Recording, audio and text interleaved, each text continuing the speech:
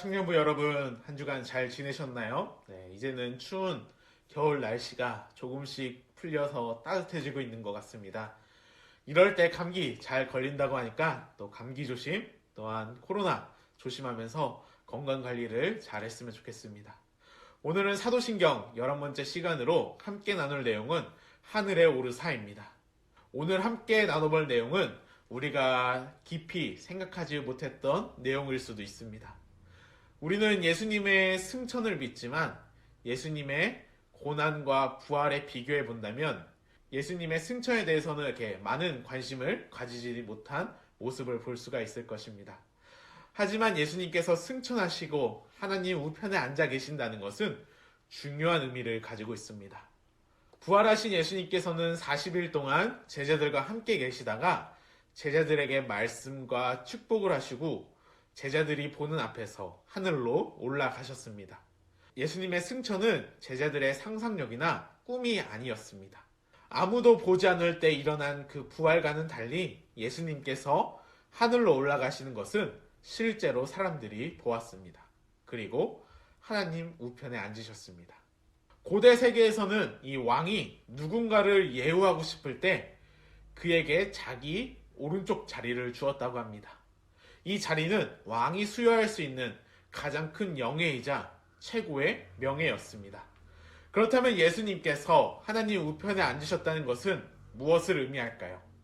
크게 두 가지로 이야기할 수 있는데, 첫 번째로는 예수님의 구속 사역이 이제 완성되었다라는 뜻입니다. 예수님께서는 이 땅에 계실 때 아버지의 일에 대해서 말씀하셨습니다. 그리고 십자가에 매달려 죽기 직전에 다 이루었다고 말씀을 하셨죠. 이 말씀은 문자적으로 값을 온전히 치렀다라는 뜻입니다. 예수님께서는 모든 값을 치르셨고 하나님께서는 예수님의 사역을 받아들이셨다는 것을 의미합니다. 두 번째로는 예수님께서 가장 높고 위대한 자리에 오르셨다라는 뜻입니다. 하나님께서 예수님을 높이셨으며 예수님께 모든 이름 위에 뛰어난 이름을 주셨습니다.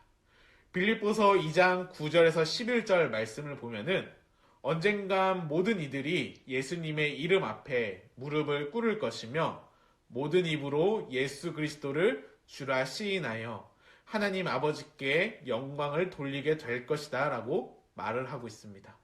드디어 예수님께서는 진정으로 받으실 만한 영광과 찬송과 존경을 받게 되셨습니다. 빌립보서 2장 5절에서 7절에서는 예수님께서 인간의 모습을 취하기 위해서 자기를 비우셨다라고 말씀을 하시죠.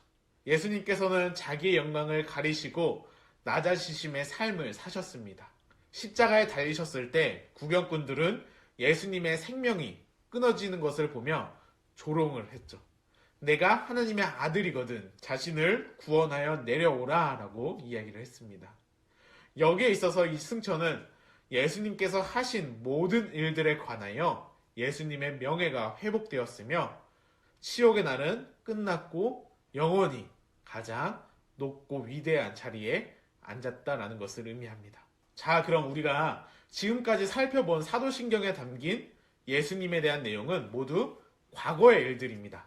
하나님의 독생자이신 우리 주 예수 그리스도께서 성령으로 잉태되셔서 동정녀 마리아에게서 태어나시고 본디오 빌라도에게 고난을 받으사 십자가에 못 박혀 죽으시고 장사한 지 사흘 만에 죽은 자 가운데서 다시 살아나시며 하늘에 오르신 이 모든 사건은 2000년 전에 일어난 사건입니다.